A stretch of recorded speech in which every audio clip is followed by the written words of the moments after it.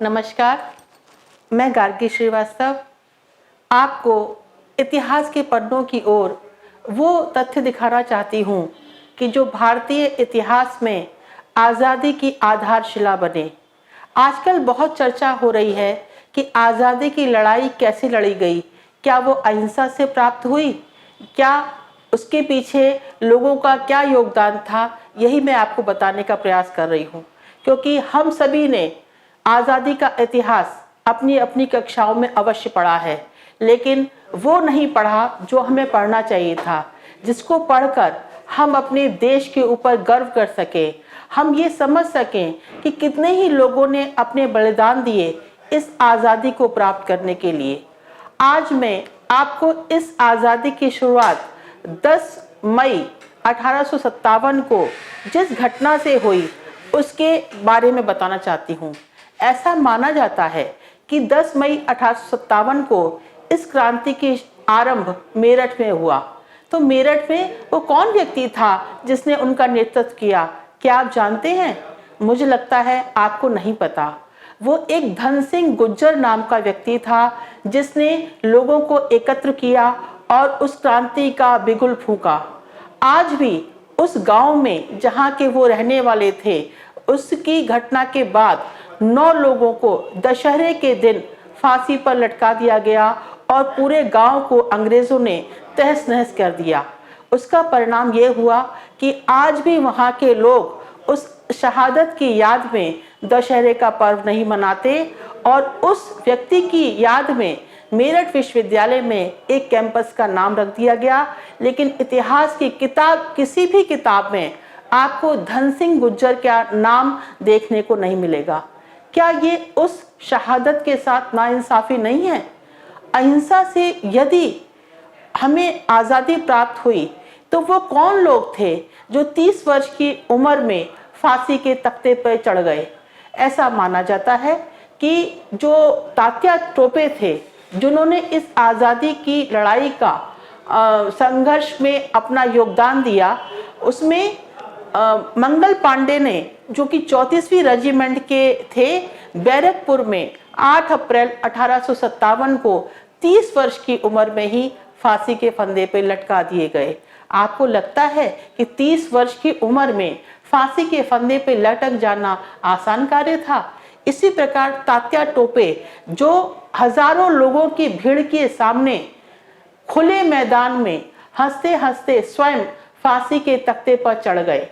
इसी प्रकार नाना साहब, जो कि इनके बारे में ये मशहूर है कि इन्होंने महाराणा प्रताप की तरह अपने को गोरिल्ला युद्ध की तरह अनेक कष्ट सहे, यहाँ वहाँ भटकते रहे, नाना प्रकार के संघर्ष झेले, लेकिन स्वयं कभी भी अंग्रेजों के हाथ नहीं आए। अंग्रेजों को लगता था यदि इस संघर्ष को विफल करना है तो हमें नाना साहब को पकड़ना पड़ेगा, लेकिन नाना साहब अंग्रेजों के चंगुल से भटकते रहे, दर दर की ठोकर खाते रहे, लेकिन इस संघर्ष को आगे बढ़ाते रहे।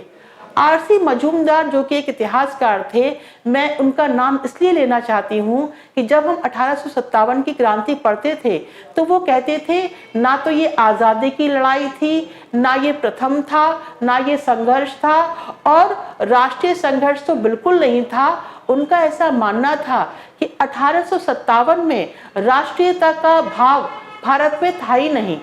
अरे भाई, अगर राष्ट्रीयता नहीं थी तो उससे पहले जो भारत को एक करने के लिए राजाओं ने संघर्ष किया, तो क्या वो भारत कभी राष्ट्रीय एकता नहीं था? भारत का भौगोलिक मानचित्र यदि आप पुराना वाला देखें तो आज का जो बर्मा है, श्रीलंका है, नेपाल है, म्यांमार है, ये सब भारत के ही हिस्से थे। लेकिन कदाचित बाद में ये भारत का जो भौगोलिक इतिहास है वो इतना छोटा होता गया। यहाँ मैं एक ऊदा देवी की चर्चा आपसे करना चाहती हूँ, जो लखनऊ में नवाब के यहाँ की एक, उनके पिता एक सैनिक थे और उन्होंने एक महिला रेजिमेंट का गठन किया था, जिसका ऊदा देवी ने लखनऊ में सिकंदर बाग में अंग्रेजों का सामना किया और अपनी वीर गति को प्राप्त होने से पहले 36 अंग्रेजों को मौत के घाट उतार दिया। और जब वो एक पेड़ से उतर रही थी तब अंग्रेजों ने उनके शरीर को गोली से छलनी कर दिया। इस वीर ऊदा देवी को जो कि जाति से एक दलित थी, एक वीरांगना ने किस तरह से 1857 की क्रांति में अंग्रेजों का सामना किया।